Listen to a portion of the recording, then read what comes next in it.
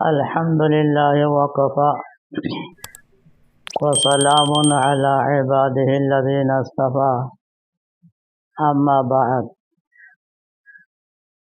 بسم الله الرحمن الرحيم الإيمان نصفان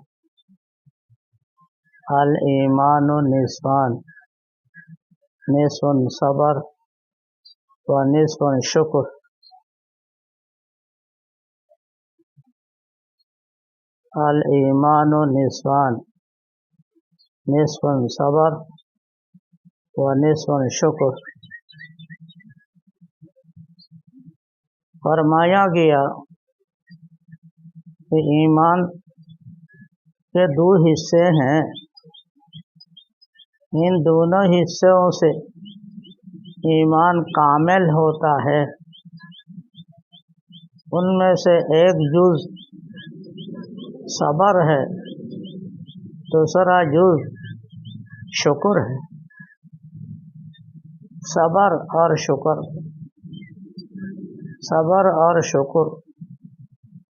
دونوں جب مل جائے گا علی وجہ الکمال و علی وجہ الاتم، تو انسان کے ایمان کامل اور مکمل ہوتا ہے۔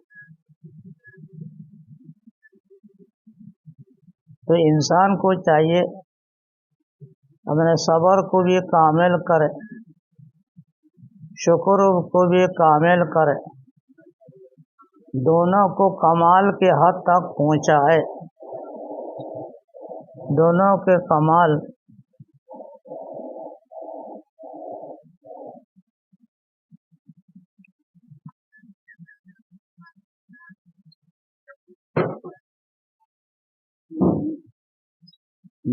کا کمال اگر ناتمام ہے تو ایمان بھی ناتمام ہے، دونوں کا کمال اگر باتمام ہے، باکمال ہے، علی وجہ الاکمل مکمل ہے، تو ایمان بھی مکمل ہے۔ تو اس اعتبار سے ایک مومن کو صبر میں بھی کمال حاصل کرنا چاہیے اور شکر میں بھی کمال حاصل کرنا چاہیے۔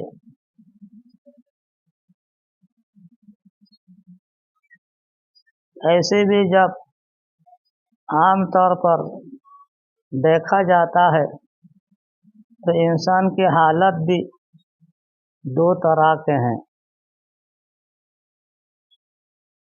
ایک موافق حالت، ایک ناموافق حالت۔ انسان جو زندگی گزارتا ہے ان دو حالتوں میں گزارتا ہے، کبھی اس کے موافق حالت ہوتی ہے، کبھی ناموافق حالت ہوتی ہے۔ موافق حالت ہونے کا کیا مطلب؟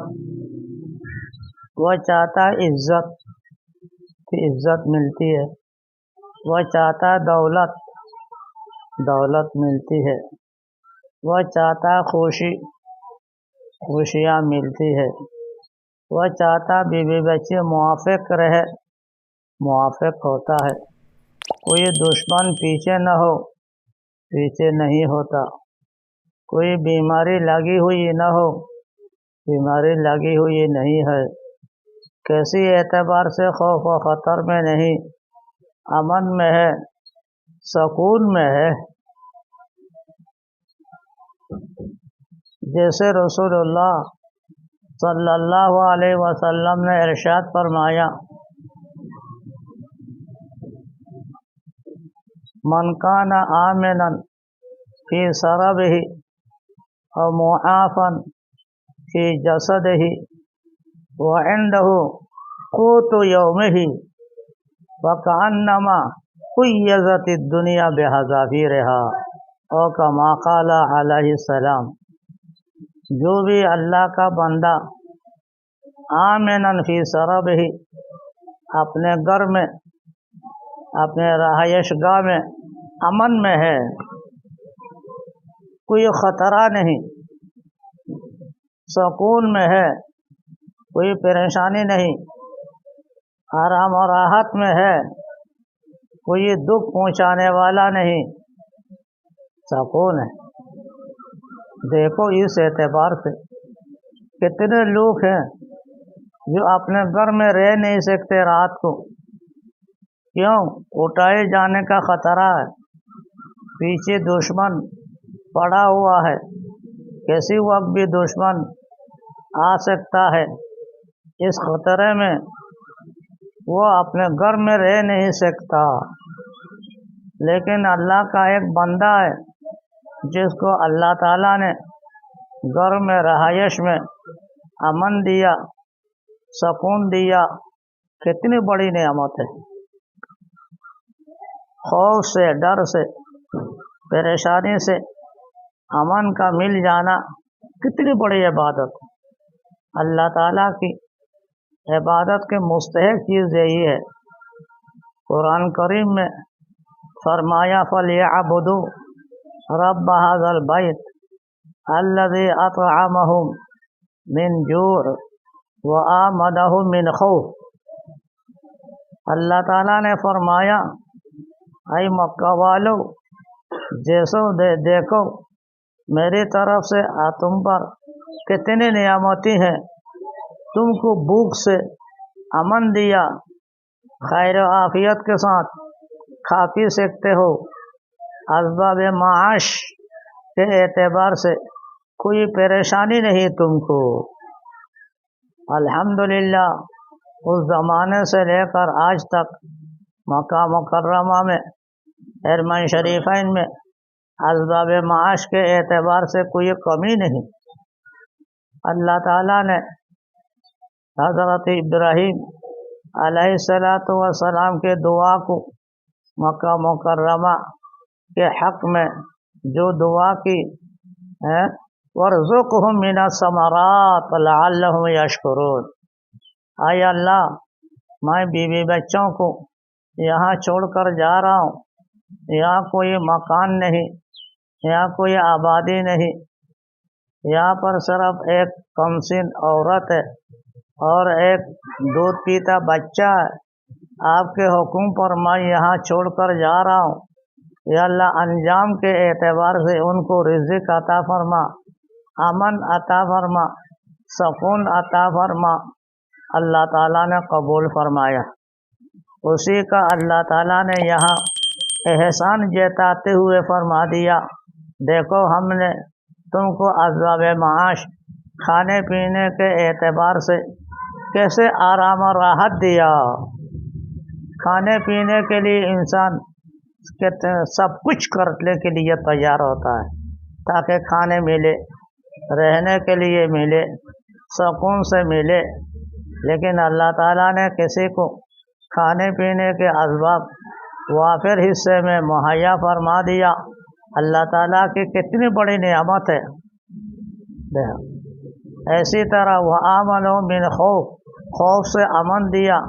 کوئی بھی قوم تمہارے پیچھے پڑی ہوئی نہیں ہے، تم کو تکلیف دینے کے لیے تیار نہیں۔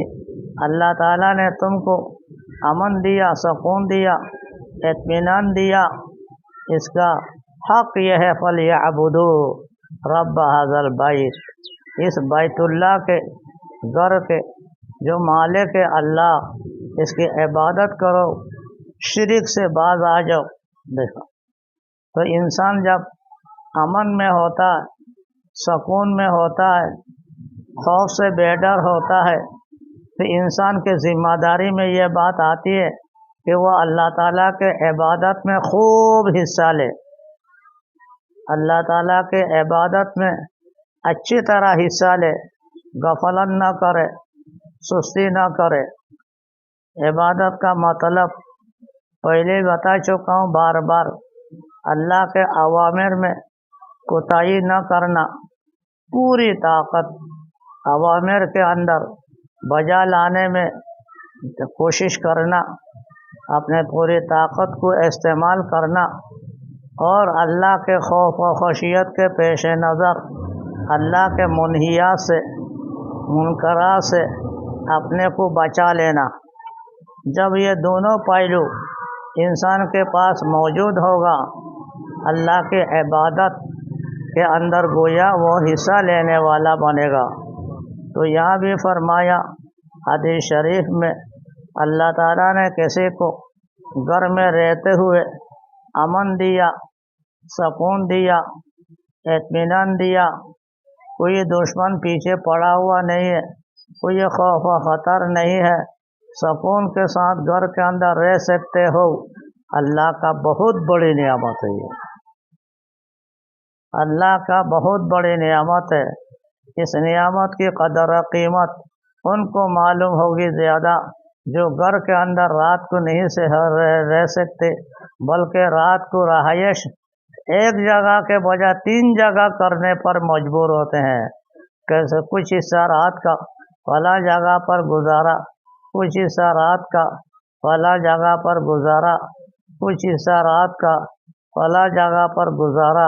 اب ایسی طرح ان کے رات گزرتی ہے، ان کو قدر معلوم ہوگا ایک جائی میں اطمینان سے، سکون سے، آرام اور راحت سے جو رات گزار رہا ہے، کتنی بڑی نعمت ہے، اللہ تعالیٰ نے کتنے بڑی تو ان پر فضیلت عطا فرما دی۔ آپ دیکھو یہ ان کے موافق حالت ہے۔ جب موافق حالت میں ہو ایک صورت، یا ناموافق حالت میں ہے، ناموافق حالت اس کا الٹا ہے کہ وہ چاہتا ہے عزت ملے، عزت نہیں ملتی، ذلت ملتی ہے، وہ چاہتا ہے ثروت دولت ملے، دولت ثروت نہیں ملتی، غربت فقر فاقہ نوبت آتی ہے، وہ چاہتا ہے بیوی بچے اس کے موافق ہو، سب ناموافق چلتی ہے، ناموافق ہے، بیوی کے حالات کچھ اور ہے، بچوں کے صورتی کچھ اور ہے، باپ کے صورتی کچھ اور ہے، اس میں کتنے اختلافات میں ہے، پریشان ہے باپ، ہر کوئی، یہ ناموافق حالت ہے۔ وہ چاہتا ہے صحت مند رہے، بیمار رہتا، وہ چاہتا ہے ملازمت باقی رہے، ملازمت باقی نہیں رہتی، یہ ناموافق حالت ہے۔ یہ انسان یا موافق حالت میں یا ناموافق حالت میں ہے۔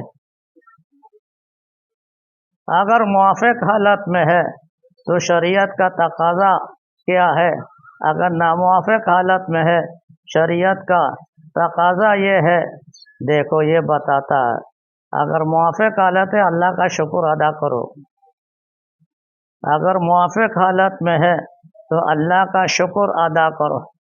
شکر کا مطلب بھی بار بار بتاتا رہتا ہوں تاکہ حقیقت حال سمجھ میں آئے۔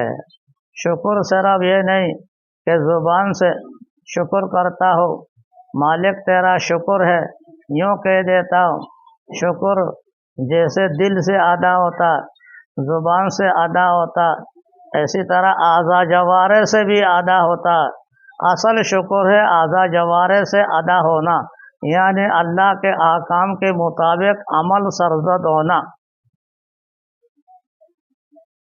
اللہ تعالیٰ ایک جگہ چاہتا ہے اطمینان سے رہے، امانت سے رہے، وہ امانت کے ساتھ رہ نہیں سکتا یا رہ سکتا ہے، اس سے انسان اپنے حالات کا اندازہ لگا لے، میری حالت اچھی ہے یا میری حالت ناموافق ہے، انسان اس کا اندازہ لگا لے۔ اندازہ لگانے کے بعد اگر موافق حالت پر ہے تو اللہ کا شکر ادا کرے، مالک تیرا شکر ہے، لہذا اپنے اعمال کو اللہ کے شریعت کے مطابق، اللہ کے احکام کے مطابق اپنے اعمال کو استعمال کرنے کی، ہاتھ پیر کو استعمال کرنے کی کوشش کرے، آنکھوں کو، اسی طرح کانوں کو، اسی طرح زبانوں کو، اسی طرح ہاتھ پیر کو اللہ کے منشے کے مطابق استعمال کرے، یہ شکر ہے۔ اگر آنکھوں کو خلاف استعمال کرتا ہے، کانوں کو اللہ کے خلاف استعمال کرتا ہے، زبان کو اللہ کے خلاف استعمال کرتا ہے، ہاتھ پیر کو اللہ کے خلاف استعمال کرتا ہے، یہ شکر نہیں ہے، یہ ناشکری ہے، یہ ناشکرا ہے، اور ناشکری کا انجام بہت ہی برا ہے۔ اللہ تعالیٰ نعمت جو دیا ہے اور فوراً اللہ تعالیٰ سلب بھی کر سکتا ہے۔ اس لیے ہم پر آپ پر موافق حالت دیکھ کر زندگی گزارنا چاہیے کہ زندگی موافق حالت میں شکر کے ساتھ انسان زندگی گزارے۔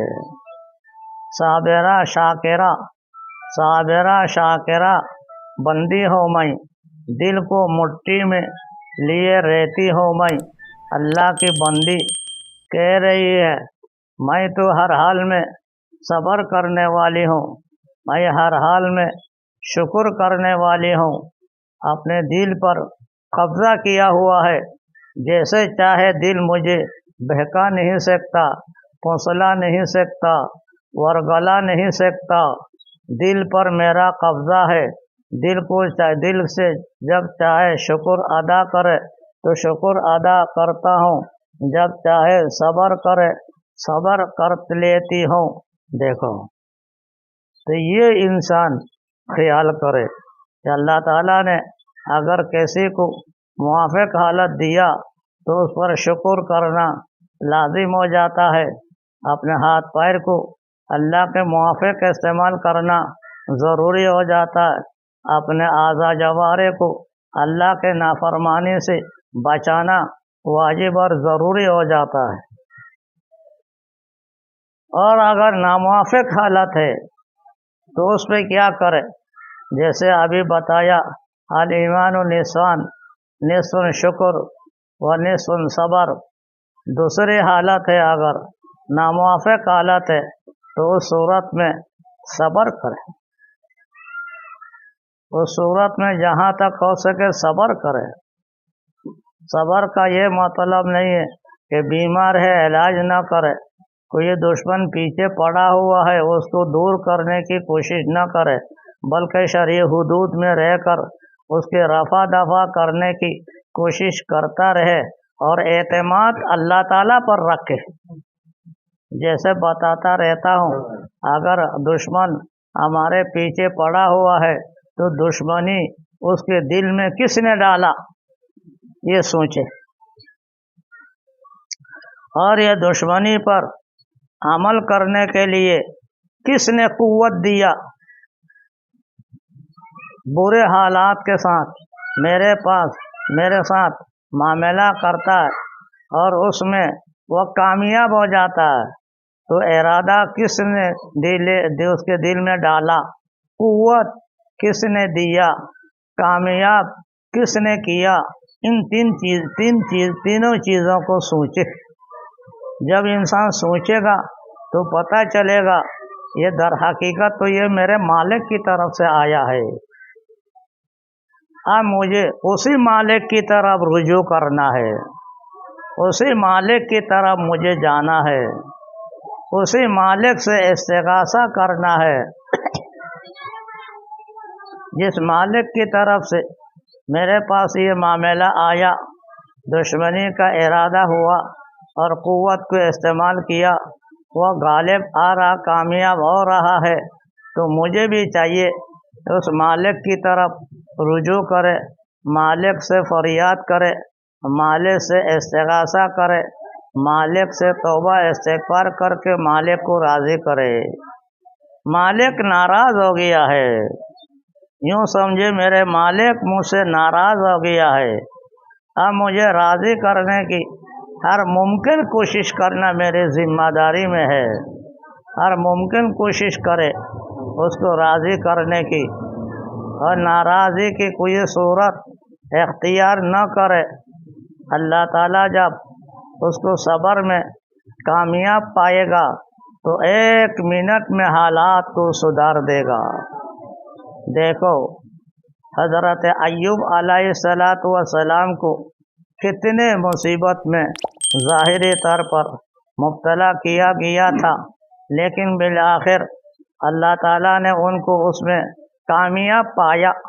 جب کامیاب پایا تو منٹ میں تمام مصائب، تمام پریشانیاں دور فرما دیا۔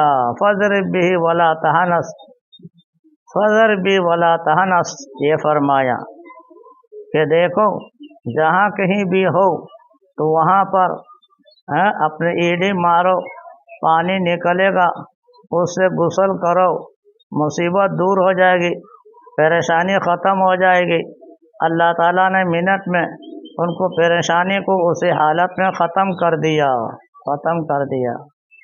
اور اس میں یہ بات بھی آتی ہے بخاری شریف میں، اس کا حصہ ایک یہ بھی ہے، اللہ تعالیٰ کے حکم سے جب وہ غسل کر رہا ہے، اللہ تعالیٰ نے پانی بھیج دیا، اسے غسل کر رہا، سونے چاندی کے مکڑی کی صورت میں اللہ تعالیٰ سونا چاندی بھی بھیج دیا۔ سونا چاندی کو غسل کیے بغیر ایک طرف کرنا شروع کر دیا، اس کو جمع کرنا شروع کر دیا۔ تو اللہ تعالیٰ نے وہی کر کے فرمایا کہ اے ایوب، میں نے پہلے بھی تم کو مال و دولت دیا تھا، اب بھی دوبارہ مال و دولت دینا شروع کر دیا، تم نے ابھی بیماری سے صحت مند نہیں ہوئی، سونا چاندی کو جمع کرنا شروع کر دیا۔ تو انہوں نے کہا یا اللہ، یہ آپ کی نعمت ہے، یہ سونا چاندی مال و دولت آپ کی نعمت ہے، میں یہ نہیں چاہتا بے قدری ہو جائے اس کی، اور اگر میں اس کی طرف التفات نہیں کروں گا، اپنے کام میں لگا رہوں گا، تو وہ چیز میرے پیر کے نیچے آئے گی، آپ کے مال و دولت کی، جو آپ کے خیر و برکت کی بے قدری ہو جائے گی۔ قدر کے لیے میں نے یہ کام کر رہا، لالچ کی وجہ سے، حرص کی وجہ سے میں نہیں کر رہا تھا۔ اللہ تعالیٰ خوش ہو گیا۔ تو کہنے کا مقصد یہ ہے، جب انسان کے ناموافق حالت ہو تو انسان صبر سے کام لے، اور صبر سے کام لینے کا مقصد اللہ تعالیٰ کی طرف رجوع کرتا رہے، اللہ تعالیٰ کی طرف رجوع کرتا رہے۔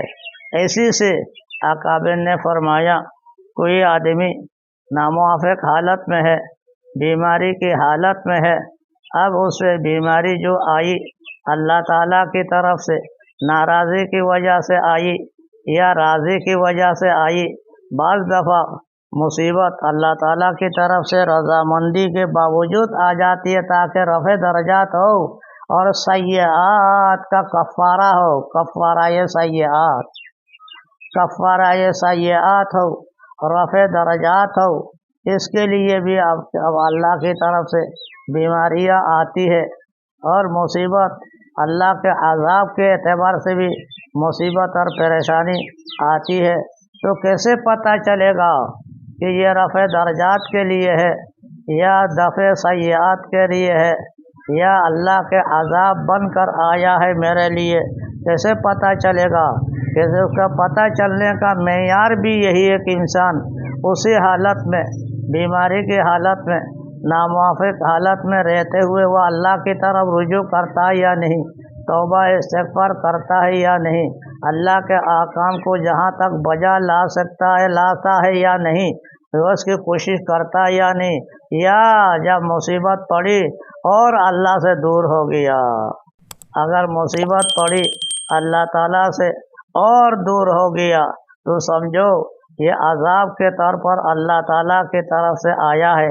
اگر اللہ تعالیٰ کی طرف رجوع کر رہا ہے، اللہ تعالیٰ سے استغاثہ کر رہا ہے، استغفار کر رہا ہے، دعائیں کر رہا ہے، معذرت کر رہا ہے، تو سمجھو یہ رفع سیئات، رفع درجات کے لیے اور دفع سیئات کے لیے آیا ہے، درجہ بلند ہونے کے لیے آیا۔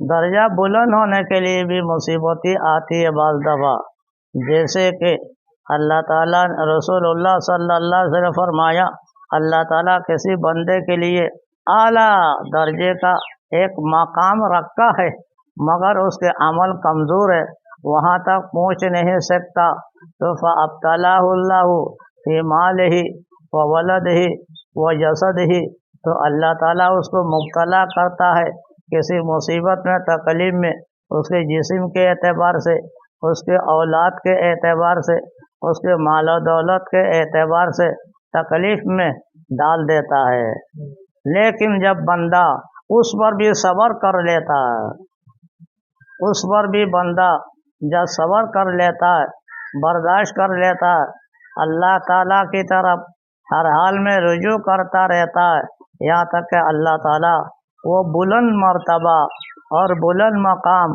اس کو عطا فرماتا ہے۔ اس کو بلند مقام عطا نہیں فرماتا، بلکہ اس کے اولاد تک بھی اللہ تعالیٰ اس کے اثرات پہنچا دیتا ہے۔ والذین آمنوا واتبعتهم ذریتهم بإیمان الحقنا بهم ذریتهم وما علتناهم من عملهم من شیء۔ اللہ تعالیٰ جب خوش ہو جاتا ہے، بندے کے شکر کو قبول فرما دیتا ہے یا بندے کے صبر کو کامیاب پاتا ہے، اللہ تعالیٰ اپنی رحمت اس پر بھی نازل فرماتا ہے، اس کے اولاد، اس کے اصحاب، اس کے اطراف، اس کے ساتھیوں پر بھی اللہ تعالیٰ اپنی رحمت نازل فرماتا ہے۔ تو اس لیے کہنے کا مقصد یہ ہے کہ انسان دیکھے میں کس حالت میں زندگی گزار رہا ہوں، اپنے موافق حالت میں ہے یا ناموافق حالت میں ہے۔ موافق حالت ہو اللہ کا شکر ادا کرے، ناموافق حالت ہو صبر سے کام لے۔ یہ مومن کا یہ ایمانی زندگی کا طریقہ کار ہے۔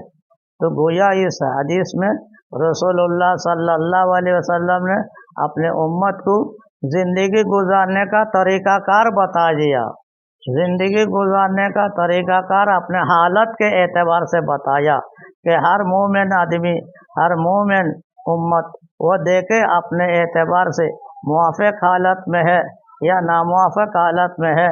موافق حالت میں ہے جو کرنا ہے وہ کرتا ہے یا نہیں، ناموافق حالت میں جو نہ کرنا ہے وہ نہ کرتا ہے یا نہیں، اس کو دیکھے۔ اگر اس میں یہ اللہ کا بندہ کامیاب ہے تو کوئی بات نہیں، ہر حال میں بندہ خیر میں خیر میں خیر میں ہے۔ ایک حدیث میں فرمایا رسول اللہ صلی اللہ علیہ وسلم نے، عجبا لامر المومن، مومن کے معاملہ بڑے تعجب والا ہے۔ کیا؟ ان اصابتہ ضراء فصبر فهو خیر اللہ وان اصابتہ سراء فشکر فهو خیر اللہ۔ بندہ یہ مومن پر کوئی مصیبت آتی ہے اور مصیبت پر وہ صبر کر کے زندگی گزارتا ہے یا نہیں، اگر گزارتا ہے تو یہ اس کے لیے خیر اللہ، اس کے لیے بہتر ہے۔ اسی طرح اگر خوشحالی آتی ہے، موافق حالت آتی ہے، موافق حالت پر اللہ کا شکر ادا کرتا ہے یا نہیں، اگر شکر ادا کرتا ہے ہاتھ پیر کے اعتبار سے، وہ اللہ تعالیٰ کے ارادہ کے مطابق اچھی حالت میں ہے، وہ اس کے لیے خیر ہے۔ تو عجبا لامر المومن، تعجب کی بات ہوتی ہے مومن کے معاملے میں، اگر اچھی حالت میں تو بھی اس کے لیے خیر ہے، اگر ناموافق حالت میں تو بھی اس کے لیے خیر ہے۔ یہاں تک کہ فرمایا کہ مومن کے ہر حالت میں اللہ تعالیٰ کی طرف سے اجر دیا جاتا ہے۔ وَيُجَرُ فی امر کل امر المومن، مومن کے ہر معاملے میں اللہ تعالیٰ کی طرف سے اجر دیا جاتا ہے۔ یہاں تک کہ وہ لقمہ جو بچوں کے منہ میں ڈالتا، وہ لقمہ کسی کے منہ میں ڈالتا ہے، اس لقمے میں بھی اللہ تعالیٰ اجر دیتا ہے۔ تو مومن تو ہر حال میں خوش ہے، مومن پر ناموافق حالت آ جا تو بھی ترقی میں ہے، ناموافق حالت میں ہے تو بھی ترقی میں ہے۔ مومن کو تو ہر حال میں خوش رہنا چاہیے، مومن تو ہر حال میں خوش رہنا چاہیے۔ تو یہ قید ہے کہ بیماری میں انسان کیسے خوش رہے گا؟ خوش رہے گا، چنانچہ حضرت عمر رضی اللہ تعالیٰ عنہ کا مقولہ بتاتا رہتا ہوں، وہ فرماتے ہیں کسی پر مصیبت اگر آ جائے تو 3 اعتبار سے شکر واجب ہو جاتا ہے۔ کیا جانا ہے؟ مصیبت آ جانے سے، مصیبت آنے پر تو صبر کرے، جیسے ضابطہ بتایا، صبر کے ساتھ ساتھ اگر وہ شکر اس پر واجب ہو جاتا ہے شکر کرنا۔ مثلا ایک صورت یہ ہے، مصیبت آئی، دیکھا یہ مصیبت دنیاوی مصیبت ہے، اخروی مصیبت نہیں، یہ مالک تیرا شکر ہے۔ مصیبت آئی، مصیبت آیا، دنیاوی مصیبت آئی، اخروی مصیبت نہیں، تو اللہ کا شکر ہے۔ دیکھو مصیبت، آخرت کی مصیبت در حقیقت مصیبت کی چیز ہوتی ہے، دنیاوی مصیبت تو کیا آج نہ کل، کل نہ پرسوں یہ ٹل جائے گی، گزر گیا گزرا، کیا جو پڑی کیا معاہدہ۔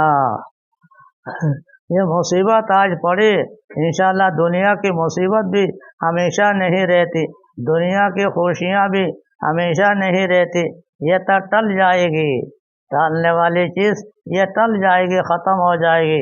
لہذا اللہ تعالیٰ نے اس کو جو مصیبت دی دنیاوی اعتبار سے دی ہے، اخروی مصیبت نہیں دی۔ اخروی مصیبت دیکھو نا، جن ممالک کے اندر اخروی مصیبت ہے، کیا مصیبت ہے؟ قرآن نہیں پڑھ سکتا، کیا مصیبت ہے؟ 18 سال سے مسجد میں نہیں آ سکتا، کیا مصیبت ہے؟ داڑھی نہیں رکھ سکتا، کیا مصیبت ہے؟ قربانی نہیں کر سکتا۔ دیکھو یہ دینی مصیبت ہے یا نہیں؟ اندازہ لگاؤ نا۔ یا اللہ تعالیٰ نے ان مصیبتوں سے، اللہ تعالیٰ نے ہمیں آپ کو عافیت میں رکھا، اس لیے ان کو مصیبت ہم خیال ہی نہیں کر سکتے۔ جن ممالک میں، جن علاقوں میں یہ مصیبتیں ہیں، ان کو کہو اللہ تعالیٰ کا کیسے شکر ہے اگر ان مصیبتوں سے اللہ تعالیٰ نے نجات عطا فرما دیا۔ اس لیے حضرت عمر رضی اللہ تعالیٰ عنہ فرماتے ہیں، اگر مصیبت پہنچی تو مصیبت یہ تو دنیاوی مصیبت ہے، اخروی مصیبت نہیں، اصل مصیبت تو اخروی مصیبت ہے۔ کوئی جماعت سے نماز نہیں پڑھ سکتا، یا اللہم لک الحمد و لک الشکر۔ بعض علاقے میں جہاں غیر مسلم کا قبضہ ہے، وہاں پر جماعت سے نماز پڑھنے اور بلند آواز سے اذان دینے کی ممانعت ہے۔ جماعت کرے تو مؤذن سمیت و 3 آدمی ہو، اور آدمی نہیں ہو سکتا۔ پابندی ہے یا نہیں؟ جب پابندی ہے جماعت کی نماز کا، جو ایک دین کا شعار ہے، انسان کیسے حاصل کر سکتا ہے؟ اذان بھی دین کا شعار ہے، انسان کیسے حاصل کر سکتا؟ اندازہ لگانا۔ تو مصیبت در حقیقت آخرت کی مصیبت ہے، اللہ تعالیٰ نے آخرت کی مصیبت سے نجات عطا فرما دیا۔ زیادہ زیادہ تھوڑی سی مصیبت دنیا کی لگا دی ہے تو یہ المالک تیرا شکر ہے، اس پر تو شکر ہے، اس پر تو شکر ہے۔ دوسری بات قابل شکر کی وجہ یہ ہے کہ یہ جو مصیبت آئی ہے کم مصیبت ہے، اس سے زیادہ مصیبت اللہ تعالیٰ لا سکتا تھا، اس سے زیادہ اللہ تعالیٰ حکم دے سکتا تھا زیادہ۔ وَلَوْ أَنَّا كَتَبْنَا عَلَيْهِمْ أَنِ اقْتُلُوا أَنفُسَكُمْ أَوِ اخْرُجُوا مِنْ دِيَارِكُمْ مَا فَعَلُوهُ إِلَّا قَلِيلٌ مِّنْهُمْ۔ اللہ تعالیٰ فرماتے ہیں اگر میں چاہتا یہ حکم دے سکتا ایک دوسرے کو قتل کرو، پھر تمہارا گناہ معاف ہے، جاؤ مر جاؤ۔ دیکھو یہی فرمایا نا،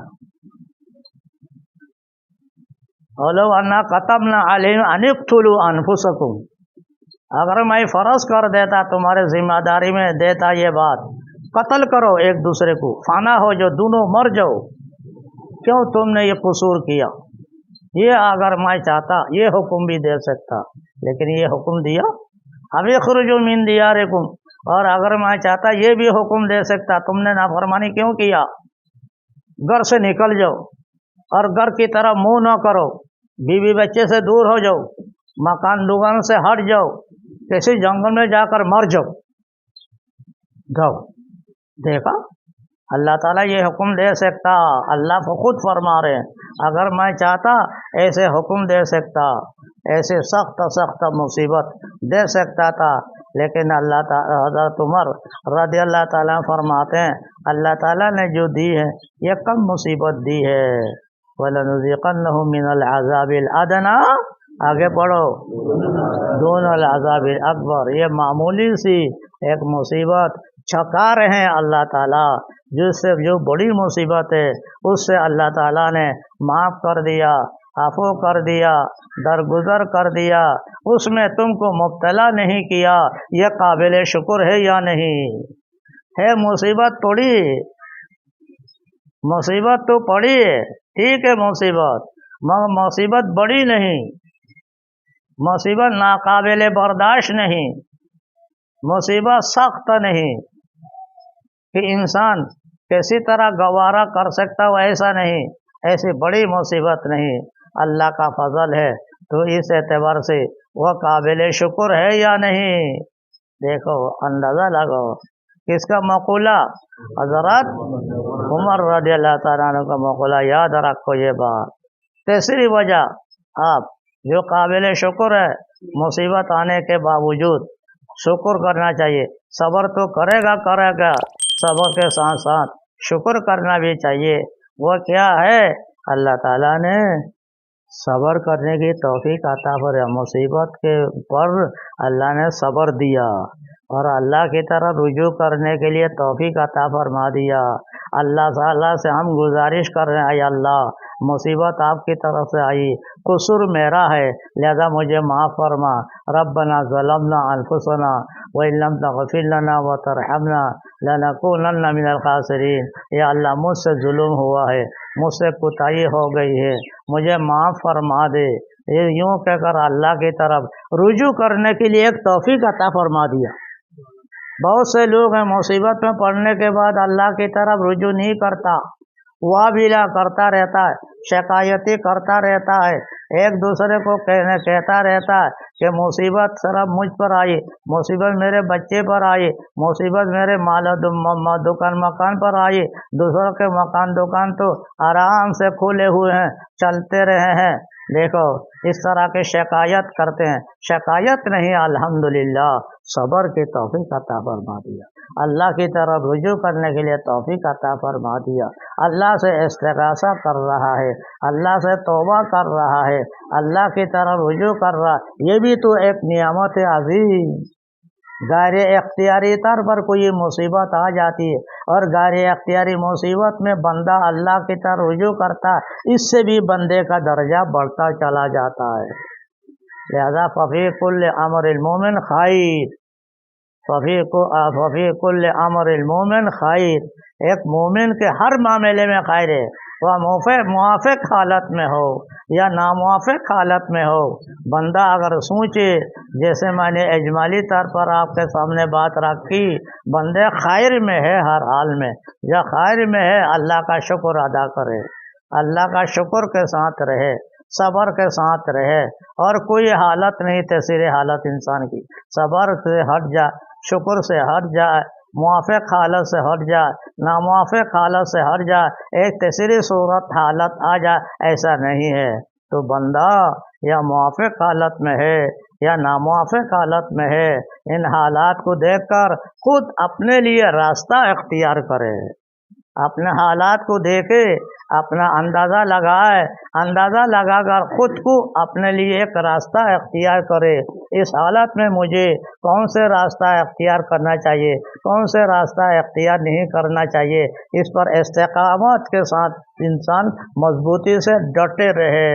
جب انسان اس طرح ڈٹے رہے گا، اللہ تعالیٰ اس کے سینہ کو شرح صدر فرما دے گا، اللہ تعالیٰ کی رحمت، اللہ تعالیٰ کی نعمت آ کر دستگیری کرے گی، تو بندے کے لیے خیر۔